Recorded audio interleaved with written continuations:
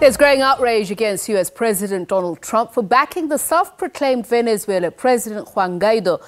The EFF, the SACP and Labour Federation SAFTU are calling on the world to support the country's democratic leader, President Nicolas Maduro. On Saturday, the Security Council failed to speak with one voice on the matter.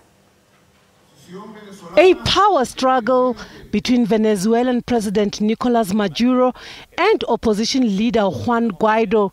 This amid protests over the economic meltdown. The standoff has split the international community among nations that recognize Guaido as president, including the United States and those recognizing Maduro. At the Security Council meeting, Russia, China and South Africa questioned the U.S. intervention. We should recognize the government of President Maduro as chief government of Venezuela. So that has not changed from South African position. The South African Federation of Trade Unions has condemned Trump's actions of endorsing the self-proclaimed leader. Zwelinzi Mavavi says Venezuela can resolve this crisis. The first thing that we must not allow is for capital to dictate who should be the leaders of any country, in particular international capitalists.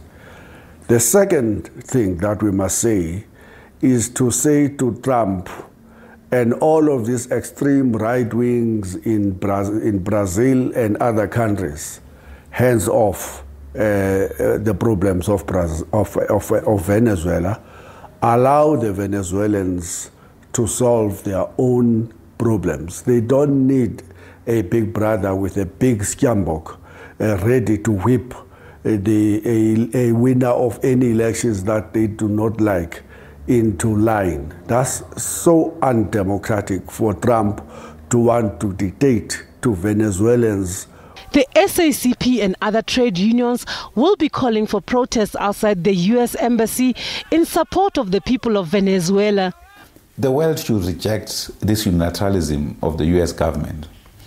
We should also stand together, particularly through the United Nations, to sustain and defend the integrity and autonomy and independence of countries, in this case a country like Venezuela, to practice the social system that they saw fit for their respective countries.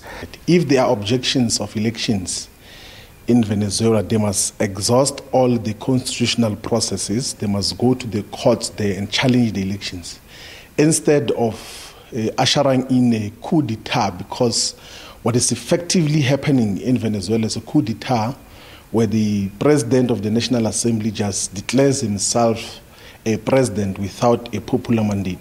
Meanwhile, Pope Francis says he fears the political crisis in Venezuela will descend into a bloodbath. Ndundu Sitole, SABC News, Johannesburg.